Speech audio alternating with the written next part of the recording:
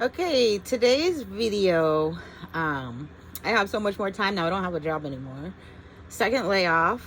I'm okay with it because the lady was constant. I'm going to talk about this later, actually, because I have filed some claims and stuff. So I'm going to actually have to save that for later. But I am now much more stress-free. I've had a better chance to get my head around this stuff because it continues to happen. Everything is set up and designed to look a certain way. Like the video of me running across the street. The guy's interaction with me was set to make it look like I was a drug addict.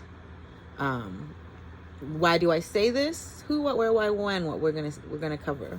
So the who's. The man that chased me from the parking lot across the street of Santa Monica Boulevard, he was nobody that I knew. At the time that I had entered that parking lot, I was trying to, I guess you can call it, escape the monitoring spirits. And what I mean by monitoring spirits are the people who, regardless of what time I leave for work at in the morning or come home at night, these are people who are on the same bus as me every day. No matter how I change my schedule. So I understand like people having a normal job and they got to get to where they have to go at a certain time. So I would expect to see some of the same normal people. I have made it so that my schedule varies by as much as 2 hours from my start time to the time that I get off. Sometimes 3 hours. Sometimes I'll get off 8:30 at night and I start 9 in the morning, 10 in the morning, 10:30. It doesn't matter. It doesn't matter. These people, regardless of the time of day, they would always be waiting at the bus stop with me, on the bus with me, etc. So I can understand. I've ridden the bus for a lot of my life and I know what normal is. I know what normal bus behavior is. I know what a normal passenger looks like. I know what a tourist passenger looks like. I know what a first-time rider looks like. So a lot of these people seemed as if they had been given a task or a job to either say something extremely loud for me to hear and then let my brain start kind of doing the work on that. Or they would constantly try to make interactions with me, whether it be to like stand so close together and force me to say the words, "excuse me," right? It's a very common phrase. And I'm bringing this up because I'm about to get into another video that I had watched that I had taken a lot of useful information from. It was a video about gang stalking is community policing. So in this video, it describes like the number of ways that a person could be entered into this program for stalking, monitoring. And it was designed to help communities push out people that they saw as threats. Some of the people that get listed or tagged in it are flagged for being drug users, violent, aggressive. And I have a feeling that all of those tags were added to my name because of the harassment that I received based on it. And I have some video examples of it. For example, the one man who was so persistent about asking me, "Can you read? Can you read? Can you read?" The same man that chased me from the parking lot. The way that he sets it up to look he knows I'm recording a video. That's what they want me to do. So his line of questioning goes, "Why were you hiding?" Right? And immediately, just based on my looks, you see that I'm carrying like a black bag. My face is covered. My head is covered. This is all the result of them doing things like, they take her picture every time. People in the beginning used to walk around with their phones out 24/7, just pointing it at me to see if they could get a reaction. I was a cheerleader. I'm not going to react. I was a cheerleader. I used to perform on video camera. So after they realized that wasn't working, they just try all these different tactics to get me to change the way that I go about going in and out of my apartment. And one of the other tactics, so say they tag me as a drug manufacturer, drug user. I currently have a neighbor 3 apartment numbers over from me that smells to God of cat motherfucking shit. Every time I open my door, the smell floods through the building, through the halls, out the window, in my apartment. Every time they open their door, it's the worst thing. It's bad enough to make you puke. There was like a week or so where it was bad enough to induce like heaving, dry heaving. So part of the reason that they are in this building and that they have that cat shit mess. I don't know what is true or what is not true, so I have to enter this disclaimer of for entertainment purposes only. But it has been my experience that this kind of smell, it is to cover up drug usage or to make outside neighbors think that the smell is coming from my apartment, where they're then going to blame me for the drug usage. And at a later date, they may eventually stick me with a needle or put something in my food or the weed that I smoke that leaves me dead. And then they're going to just, all the neighbors in the neighborhood is just going to think that I'm a drug user or I'm a drug dealer. And that is not the case. The only drugs I use, marijuana. Marijuana is prescribed. I use it as a pain medicine to help me relax, go to sleep. It helps me eat. Period cramps. The reasons that I smoke weed are to deal with the mental issues that I have supposedly been flagged for. So if they're trying to prevent me from smoking weed, a lot of my symptoms are going to present because I won't have weed. They've already managed to take away my service dog. These people thought that my service dog was fake. It is a possibility that the service dog was made into a necessity based off of my experiences with them from my time in high school. I can connect all of this harassment and stalking, foul treatment, foul play back to when I was 15 years old in high school. And one of the things I'm working on now in my time off is I'll be working on my outline of a letter to the DOJ discussing both of my past, my two most recent employers and their involvement in this, the destruction of my name, whether or not they are adding to the record. I know that at least my last employer was falsely adding information. The employer before that, I don't know what she added to the file. I do know that I was wrongfully terminated from that firm.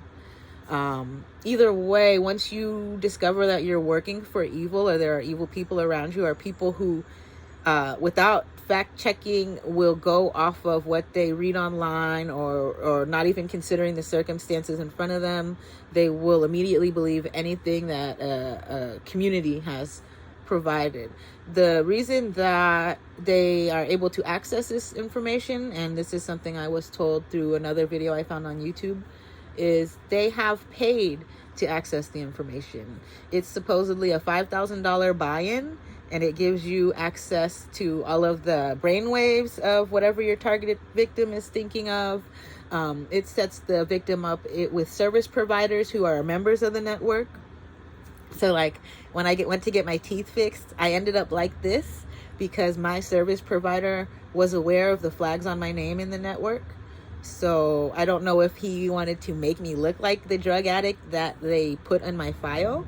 But none of this has anything to do with drug use.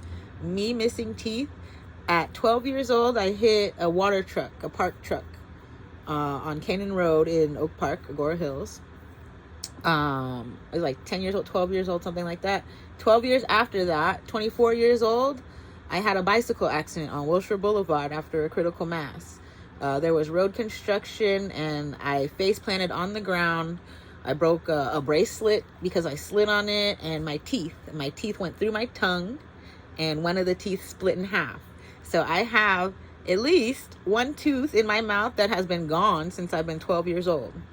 The surrounding teeth are supporting teeth that have been used to anchor in temporary teeth, and those over time, my use of soda was a drug that I used to use. I don't drink that anymore. My like for candy, that's the reason my teeth look like this. I am fully aware of what my teeth look like. I know how my breath smells. This is not the result of any kind of drug usage. My dad was a crackhead. His teeth are missing because he used to use drugs. He stopped using drugs. Crackheads can recover. I may be a crack baby. I may not be a crack baby. I don't think I am, but it's a possibility that he had some kind of residual crack in his sperm. Regardless of what it is, I myself personally, I really cannot say that I've ever used crack. I know any of the drugs that are on schedules that make them illegal, like highly illegal, federally illegal. If I have tried any of those drugs, it has been with my white girlfriend, Kristen Little. It has never been me seeking the drug use. Back in high school, my time when I was in my early 20s, the cocaine that I used to use, it was, I think in my life, I've purchased cocaine maybe 2 times. And back in high school, I used to do lines with everybody all the time, but I would never purchase that shit. I would never waste my money on something like that. I would rather eat good food, or smoke weed. And then adding to that, in order to not become addicted to things, I do know I have an obsessive personality. So instead of obsessing over a substance that is toxic and can lead to my demise, I select hobbies or outlets that are productive. I like to make things. I like to create things. Recently at my last job, I was given a Lego set, and that opened up a whole new world of things to make, create, think about, build, obsess over. So there is not a chance in the world, regardless of my living situation, my mental state, there's not a chance in the world that with the energy that I possess and I have designed my life to contain and hold in it, that I would ever move to the dark side. I am fully 100% happy going from making $80,000 a year to nothing, because I have seen people on the street who are happier than the people who live in these buildings that are supposedly policing the community. They're all liars. They're trying to make it so that they can commit the crimes they want without an honest person like me living there. I don't lie. When I see things going on around me that are, as long as they're not harming any people, I'm not caring about it. But when I see things going on around me that harm other people, I cannot help but say something. So I find it very odd that I was put into a community policing network notification system when I am the kind to actually walk up and confront people who are doing things that are wrong. Given there are certain cases, and as of late, with the amount of harassment I have received, I don't necessarily feel like confronting anybody. But if I have been marked as aggressive, my aggression is towards criminals, thieves, people who are out to injure other people. I don't pick on just random people, and that is very much what they have done to me. So I don't know if it has anything to do with me being half black, half Japanese, a female, like being able to get out of abusive relationships where they've wanted to control my mind, leaving abusive employers that have tried to put me into situations where I am desperate or begging. Those desperate or begging are not things that people who have wisdom do. We provide knowledge to other people, and everything in our universe is provided for us by the universe. So if you are waiting and doing all of this to me to wait and see me be desperate, that's not going to happen. There's no desperation here. The only desperate people, and I can feel it day by day, are the people who surround me that continue to try to bring me down. That is desperation. All the things that I talk about on my Facebook or my Instagram page, that's desperation. This is not a mental condition. This is a strong black female speaking. This is a strong black female who played roller derby for an organization whose logos, and I'll say this again, I don't give a fuck if this is what got me into this situation. It's going to be what gets me out of it, because the only place I've seen those logos all together, like in a nice little, collage, is on a prisoner's stomach. A white supremacist prisoner. That's the only other place I have seen those logos grouped up. That and the ADL's handbook on hate. So if I have to say this until they kill me, they try to make it so that they set me up to look like a drug addict, drug dealer, whatever the fuck they want to do. I'm telling you right now, right here, I've written to crime solvers already. I've written to defense attorneys. I'm preparing to write to the DOJ. I've written to the California Labor Commissioner. I've written to the FBI. I don't know who in their right mind as a drug user, drug seller, or whoever would do all of those things. I don't know a person who is a threat to a community with anger issues or violence issues that would reach out to so many agencies for help. So if you are one of the people out there who are still perpetuating the hate, your system is going down. It's going to be your fault.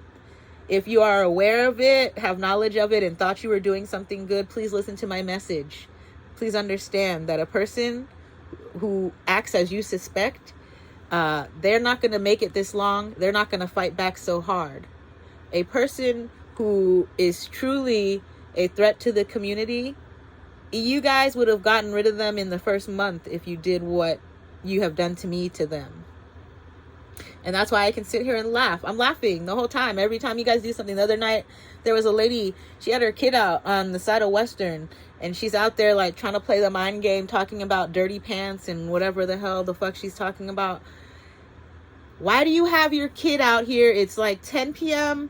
and you're trying to harass me while you have, is that traffic? You're like moving your kid around when you're taking the bus. Are you trafficking your kid? Are you using your kid as a cover for your harassment? You guys are the sick people. You're trying to catch me doing something, looking at your kid or whatever. Why the fuck do you have your kid out at 10 o'clock at night? Are you going from your mom's house to your house? You got to go find the shelter to stay in or what? I don't know. But a responsible parent is not going to bring their kid out to harass somebody with them.